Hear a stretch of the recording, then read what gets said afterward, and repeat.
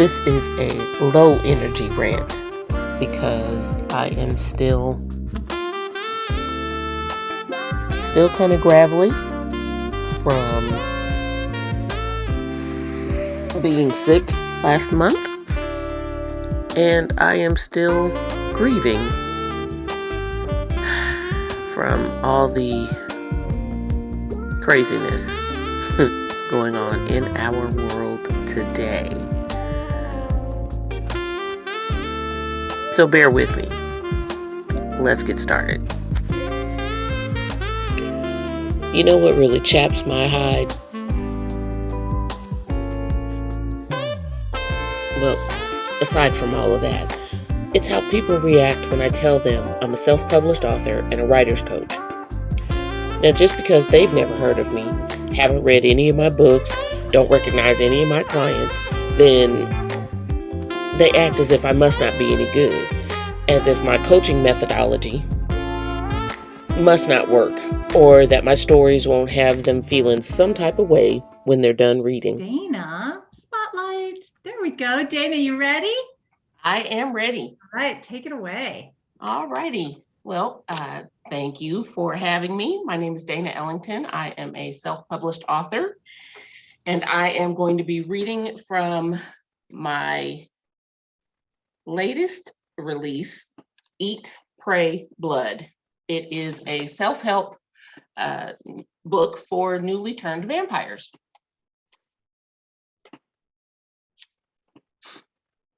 As far as vampire bites go, the one I got sucked. It was so not how I pictured it. I mean, it wasn't anything like what they show in the old movies. You know the scene. The sexy vampire has the woman in a halfway decent, loving embrace. She's usually leaning or reclining back in his arms, and he's there chewing on her neck in a gentle, we're just making out sort of way. Yeah, I wish. Instead, I was curled up on my side, twitching like a woman possessed as this dry, withered thing damn near ripped my throat to pieces. I mean, this thing was ancient. He made the crypt keeper from that old TV show look like a Hollywood leading man. He smelled of rot and mold and all things damp underground. I didn't have any superpowers or magic to rely on, so really, there's no way to know just how old this thing was. I would have thrown up from the stench of him for sure had he not been making a mess of my throat. I blamed Travis. As far as I was concerned, it was all his fault, feeding me that romantic bullshit about how our first weekend away together would be so great if we spent it camping instead of in some fancy hotel with indoor plumbing and soft beds. I thought I was in love with Travis, so I agreed. And I guess I was in love with him, right up until this apparition misted out of the air at the edge of our campsite. You know how your brain just refuses to make sense of something when it seems so far outside the realm of normalcy? Yeah, well, my brain doesn't usually work that way. I tend to take things as they appear, so of course, as soon as I saw the corpse, I thought zombie or vampire. Either way, our gooses were cooked. We should run. I jumped up and got ready to beat feet. Travis, on the other hand, must have thought someone was playing a joke on us and proceeded to walk toward the creature. That's when I stopped being in love with him. How could I love somebody so flippin' stupid? I knew he'd seen the movies because I was the one playing them damn near every time he came over.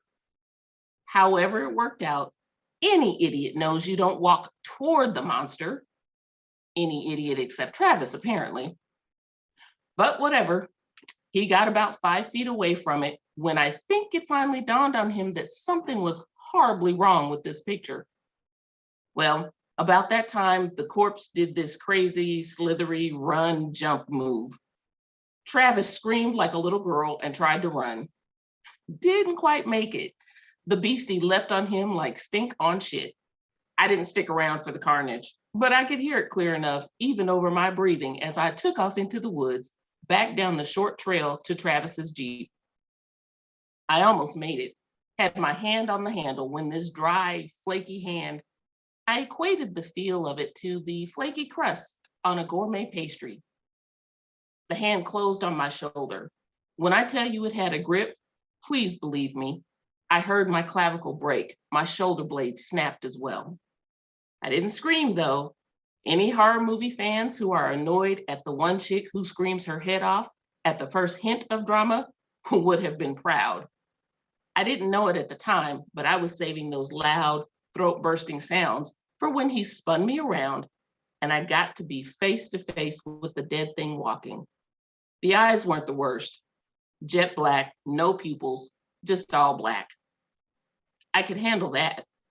What drove me to finally start screaming was that patches of his face didn't exist anymore. I could see straight through his cheek at the skull and what little muscle lay beneath. There were, of course, the crazy long, sharp canines, of which I could see only the one on the side where the cheek and some of the lips were missing. There was a patch missing over his left eye as well. Not much to see there except the gray of the skull beneath.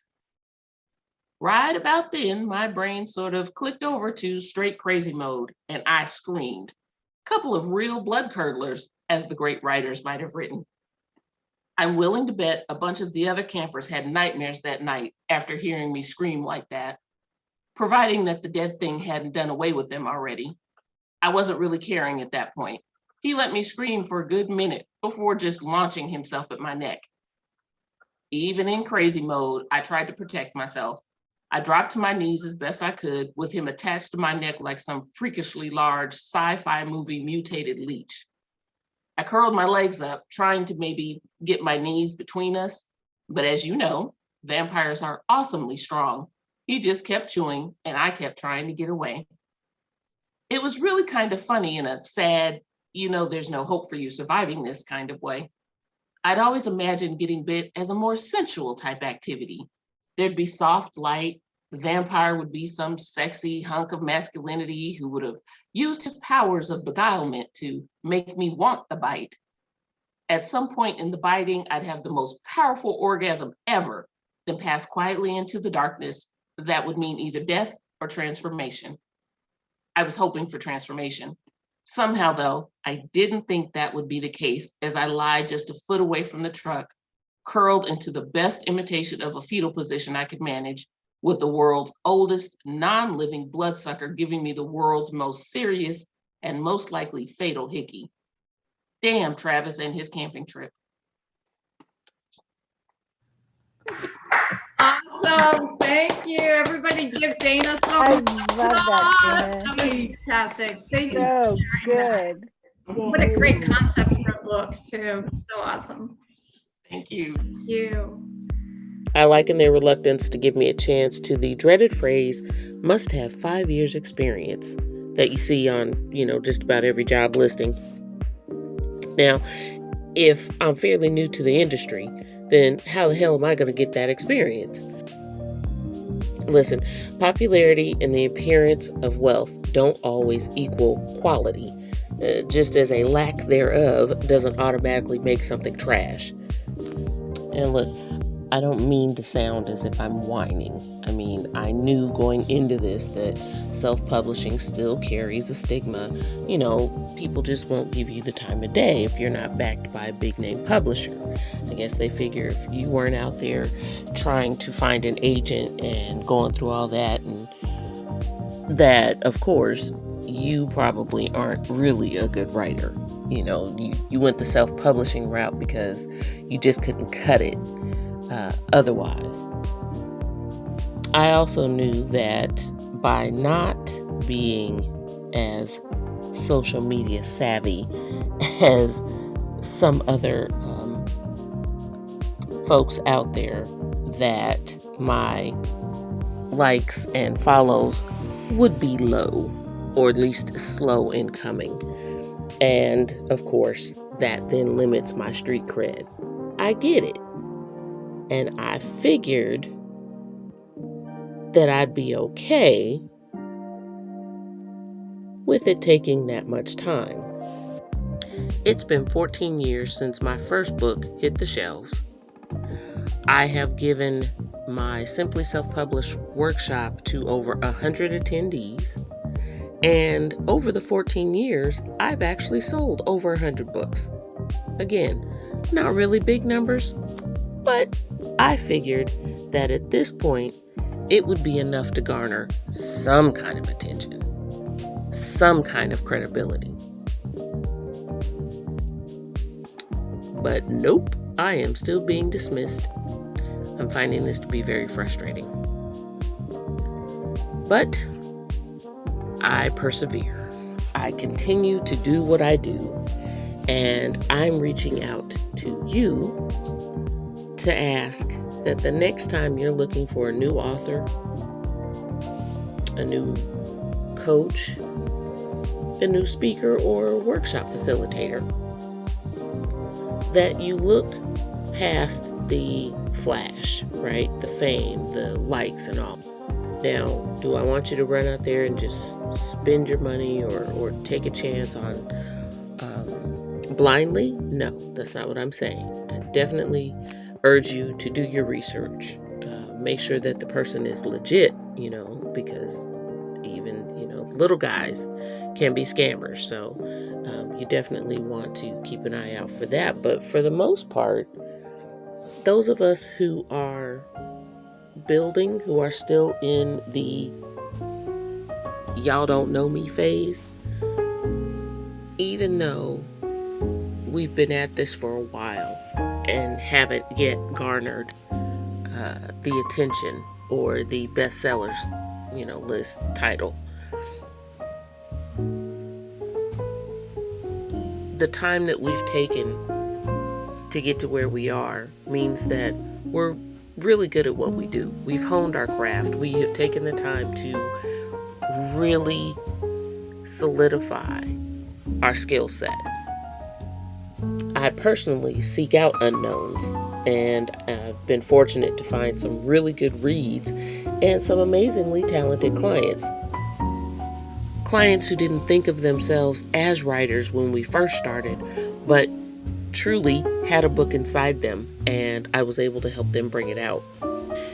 So might I urge you, the next time you are out there looking for a new book to read, or you are in the market for a workshop facilitator, or someone to be on your podcast, or someone to appear on your blog, or whatever, you give that indie author, that new coach, that new person who's maybe only done a few community-based workshops, give that person a chance. I'll have some folks listed below that I highly recommend. I urge you to take a look at. Maybe reach out, ask some questions. Buy that first book and see if you like it. You know the drill. If you wouldn't mind, like, subscribe, share, comment, all the things. And I will see you in the next one.